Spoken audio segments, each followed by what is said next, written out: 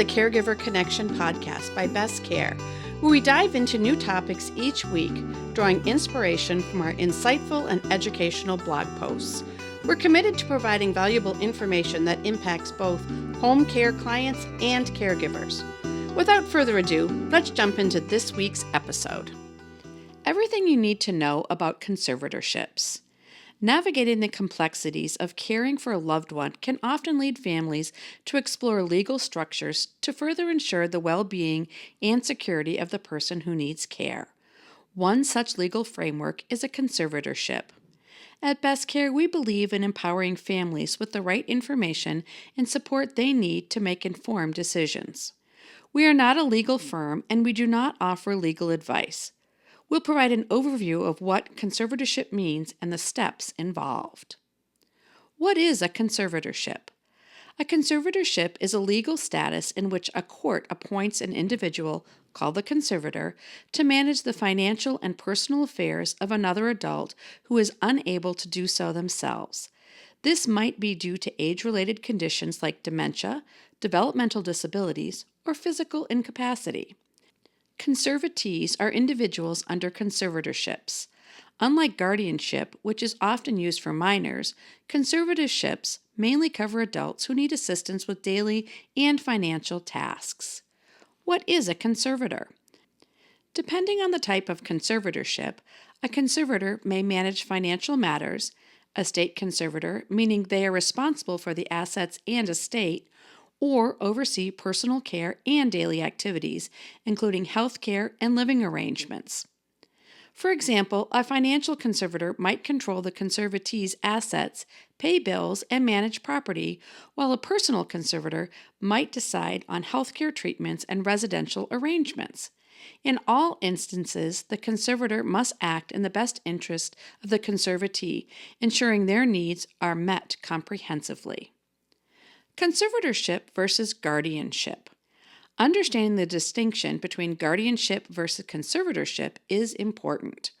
While the roles of a conservator and guardian can overlap, particularly when one individual fulfills both responsibilities, the core differences lie in the age of the person receiving care.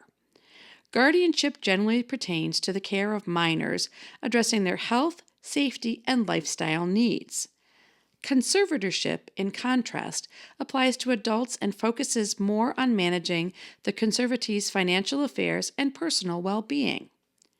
How to get a conservatorship? The process of establishing a conservatorship in Minnesota begins with filing a petition in court. Here's a step-by-step guide to help you understand the process. Number 1, filing a petition. A family member, friend, or professional can petition the court for conservatorship. The petition must outline why the conservatorship is necessary, including the evidence of the individual's incapacity. Number 2, medical evaluation. The court will usually require a medical report from a licensed physician or psychologist detailing mental and physical condition of the person in question. Number 3, a court hearing. A hearing will be scheduled where evidence is presented. The conservatee has the right to be represented by an attorney and to contest the conservatorship. Number 4, court order. If the judge is convinced that a conservatorship is necessary, they will ensure a court order establishing the conservatorship and appointing the conservator. And finally, number 5, ongoing oversight. The court maintains ongoing oversight of conservatorships. Conservators are required to provide regular reports documenting their management of the conservatee's affairs, ensuring transparency and accountability.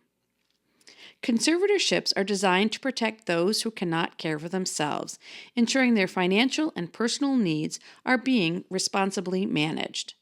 At Best Care, we understand that sometimes conservatorships are part of the reality for family caregivers.